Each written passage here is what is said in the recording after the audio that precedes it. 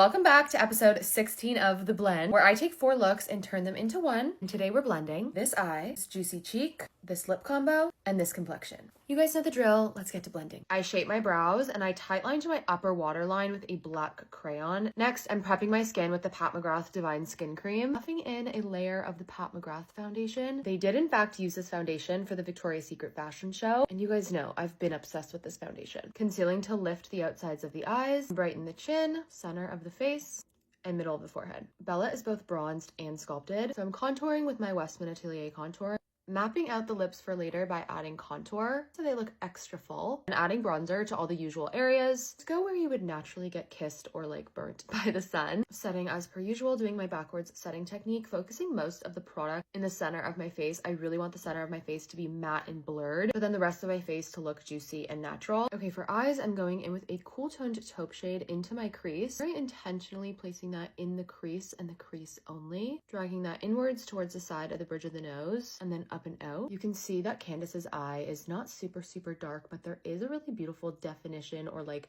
structure to her eye. That's why we're adding this first. Then with just the tiniest amount, I'm gonna run that same shade on my lower lash line. A bright shade, like a bone or white or cream shade. Tap it from the inner corner, bringing it in onto the lid. Stamping on black eyeshadow and adding a really subtle wing. Define your upper inner corner, perfecting a little bit more by adding that same crease shade and deepening it up towards the side of the bridge of the nose. The eyes are looking perfect. Then with a cool toned shimmer shade, place that to the inner corner, ever so slightly dragging down, focusing the pigment right in this little sweet spot. Okay, to get that really pretty like dusty rose, but almost like peachy cheek, I'm mixing the shades Chouchette from Westman Atelier and then the shade Natasha from this little duo from Natasha Denona. I'm placing that on the tops of my cheekbones, dragging upward. I don't know if I'm just seeing things, but I see like a hint of a berry tone kind of, so I'm just gonna place a tiny bit of Forbidden Fleur in the center of the apples of my cheeks. Okay, yeah, I like that a lot better. Starting with the shade Stretch, just a little bit of Endless Cacao, a little bit more of a cool tone, and then just blending the two together. Shades for Makeup by Mario, this is Pink Peony. Just gonna tap that into the center of my lips. Pushing in a little bit of this beautiful highlighter from Natasha Denona to my signature spot, I call it, right here, and then also to the nose. Black mascara to the top lash line. Okay, how do we feel? I think this turned out really well. I think the one thing that I would want to